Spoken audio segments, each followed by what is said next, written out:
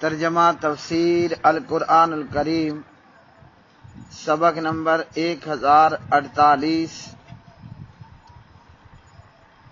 سورۃ سبا آیت نمبر 22 تا 22 پارہ نمبر 22۔ اعوذ باللہ من الشیطان الرجیم قل ادعوا الذین دعوا لا يملكون مثقال ذرة في السماوات ولا في الأرض وما لهم فيهما من شرك زهير ولا تنفع الشفاعة عنده إلا لمن أذن له حتى إذا فزع عن قلوبهم قالوا ماذا قال ربكم قالوا الحق وهو العلي الكبير قل من يرزقكم من السماوات والأرض قل الله وإنا أو إياكم لعلى هدى أو في ضلال مبين قل لا تسألون عما أجرمنا ولا نسأل عما تعملون قل يجمع بيننا ربنا ثم يفتح بيننا بالحق وهو الفتاح العليم قل أروني الذين ألحقتم به شركاء كلا بل هو الله العزيز الحكيم۔ کہہ دیجئے پکارو ان کو جنہیں تم نے اللہ کے سوا گمان کر رکھا ہے، وہ نہ آسمانوں میں ذرہ برابر کے مالک ہیں اور نہ زمین میں، اور نہ ان کا ان دونوں میں کوئی حصہ ہے، اور نہ ان میں سے کوئی اس کا مددگار ہے، اور نہ سفارش اس کے ہاں نفع دیتی ہے مگر جس کے لیے وہ اجازت دے، یہاں تک کہ جب ان کے دلوں سے گھبراہٹ دور کی جاتی ہے تو وہ کہتے ہیں تمہارے رب نے کیا فرمایا، اور وہی سب سے بلند بہت بڑا ہے۔ کہہ دیجئے تمہیں آسمانوں اور زمین سے رزق کون دیتا ہے؟ کہہ دیجئے اللہ، اور بے شک ہم یا تم ضرور ہدایت پر ہیں یا کھلی گمراہی میں ہیں۔ کہہ دیجئے نہ تم سے اس کے بارے میں پوچھا جائے گا جو ہم نے جرم کیا، اور نہ ہم سے اس کے بارے میں پوچھا جائے گا جو تم کرتے ہو۔ کہہ دیجئے ہم سب کو ہمارا رب جمع کرے گا، پھر ہمارے درمیان حق کے ساتھ فیصلہ کرے گا، اور وہی خوب فیصلہ کرنے والا سب کچھ جاننے والا ہے۔ کہہ دیجئے مجھے وہ لوگ دکھاؤ جنہیں تم نے شریک بنا کر اس کے ساتھ ملایا ہے، ہرگز نہیں، بلکہ وہی اللہ سب پر غالب بڑی حکمت والا ہے۔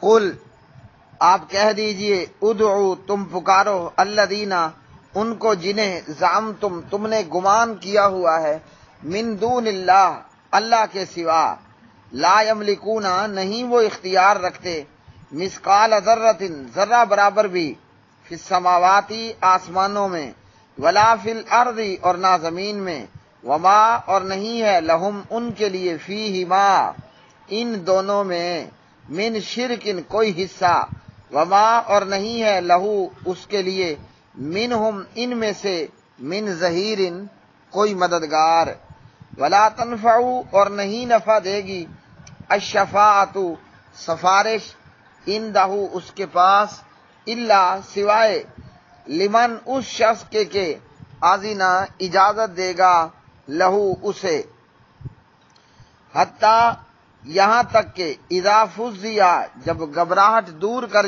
دی جاتی ہے، ان قلوبہم ان کے دلوں سے، یعنی فرشتوں کے دلوں سے، قالو تو کہتے ہیں، ماذا کیا، قالا کہا ہے، ربکم تمہارے رب نے، قالو وہ کہتے ہیں، الحق کا حق، وہوا اور وہی، العلی بہت بلند، الکبیر بہت بڑا ہے۔ قل کہہ دیجئے، من کون ہے، یرزقکم رزق دیتا ہے تم کو، من السماوات آسمانوں سے، والارض اور زمین سے، قل کہہ دیجئے، اللہ اللہ، وَإِنَّا اور بلا شبہ ہم، او یا ایاکم تم، لعلی ہدن البتہ ہدایت پر ہیں، او یا فی ضلال مبین واضح گمراہی میں۔ قل کہہ دیجئے، لا تسألون نہیں تم پوچھے جاؤ گے، اما اس کے متعلق جو اجرمنا ہم نے جرم کیا، ولا نسأل اور نہ ہم پوچھے جائیں گے، اما اس کے متعلق جو تعملون تم کرتے ہو۔ قل کہہ دیجئے، یجمعو جمع کرے گا، بیننا ہم سب کو، ربنا ہمارا رب، ثم پھر یفتحو وہ فیصلہ کرے گا، بیننا ہمارے درمیان، بالحق کی حق کے ساتھ، وہوا اور وہی ہے، الفتاح خوب فیصلہ کرنے والا، العلیم خوب جاننے والا۔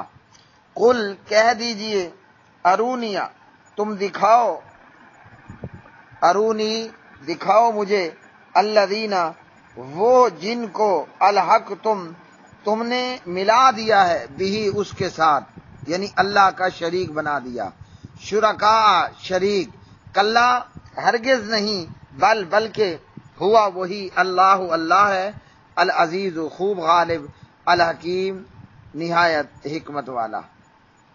پیارے بھائیوں اور میری بہنوں،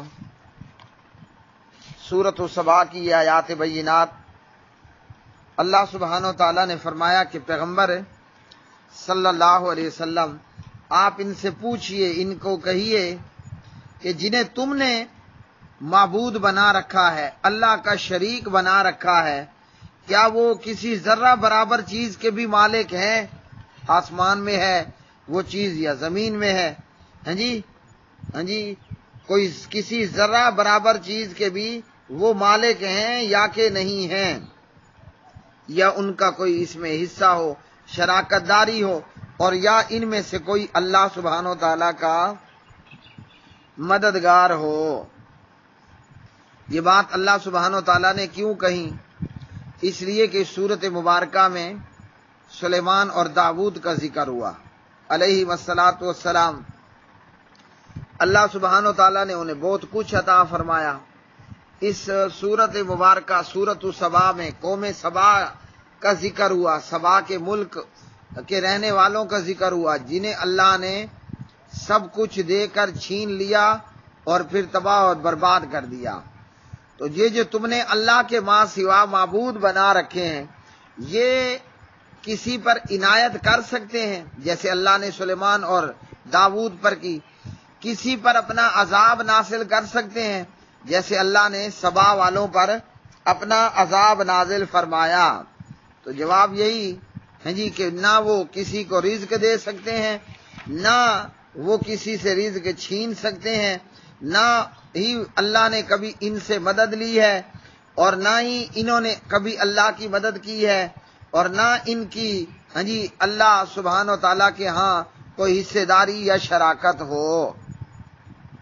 پھر فرمایا کہ تمہارے جھوٹے معبودوں کی سفارش بھی تمہیں کام نہ دے گی، نہ وہ سفارش کر سکیں گے۔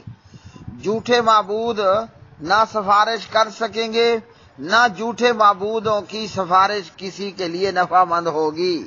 مشرکین مکہ جنہیں پوچھتے تھے اللہ کے ماں سوا، لات کو، منات کو، عزا کو، دیگر بہت سارے بتوں کو، کہا کرتے تھے کہ ہؤلاء شفعاؤنا عند اللہ، یہ ہمارے اللہ کے ہاں سفارشی ہیں۔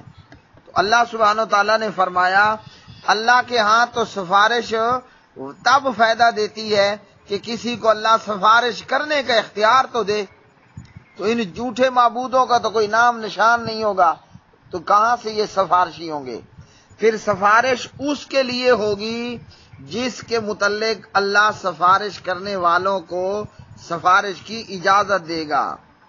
باقی تو نہ کوئی سفارش کر سکے گا، نہ بول سکے گا، نہ کسی کے متعلق سفارش ہو سکے گی۔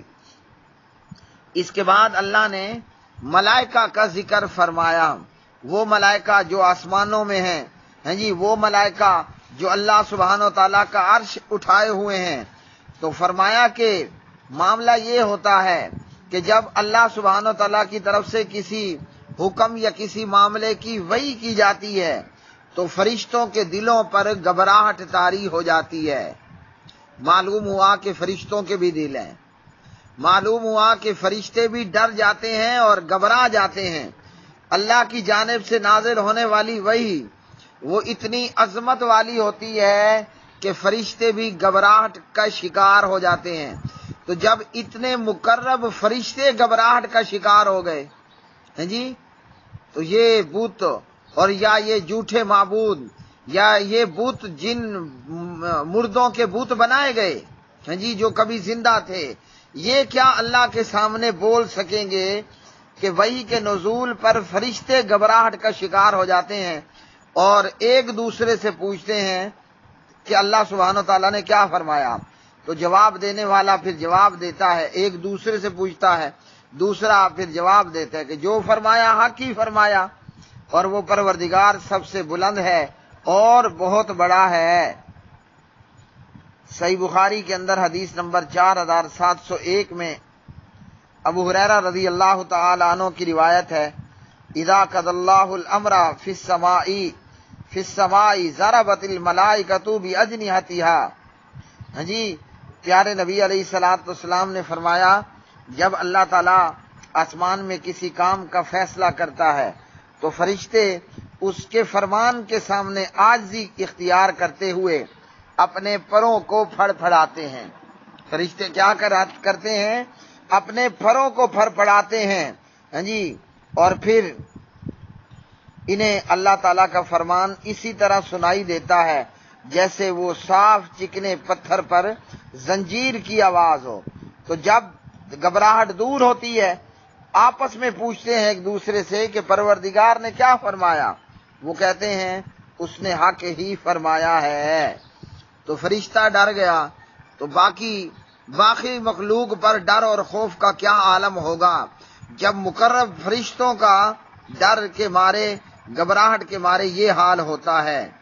تو وہاں کوئی جھوٹا معبود نہ کام آ سکے گا، نہ کسی مشرک بےایمان کافر بےایمان کے لیے سفارش ہو سکے گی۔ پھر کہا کہ ان سے ذرا یہ پوچھئے کہ رازق کون ہے، رزاق کون ہے، رزق دینے والا کون ہے؟ ہیں جی، آسمان سے زمین سے رزق کون دیتا ہے؟ جب خالق اللہ ہے، رازق اللہ ہے تو عبادت کسی اور کی کیوں؟ ہیں جی، تو ان کو بتا دیجئے کہ رزق دینے والا تو اللہ سبحانہ و تعالی ہے، خالق اللہ اور رازق بھی اللہ، اور اس کے معنی بغیر کوئی چارہ نہیں۔ تو عبادت کس کا حق ہوگا؟ اسی اللہ خالق کا اور اسی اللہ رازق کا ہی حق ہوگا کہ اسی اکیلے کی عبادت کی جائے۔ رہ گیا معاملہ ہم نے کوئی گناہ کیا یا جرم کر لیا ماضی میں، یا تم جو برے اعمال کر رہے ہو، ہاں جی، ہر ایک کو اپنے عمل کا آپ ہی جواب دہ ہونا ہوگا، کسی سے دوسرے کے متعلق بات پرس نہیں ہوگی۔ قیامت کے دن پروردگار حق کے ساتھ فیصلہ کرے گا اور وہی خوب فیصلہ کرنے والا، سب کچھ جاننے والا ہے۔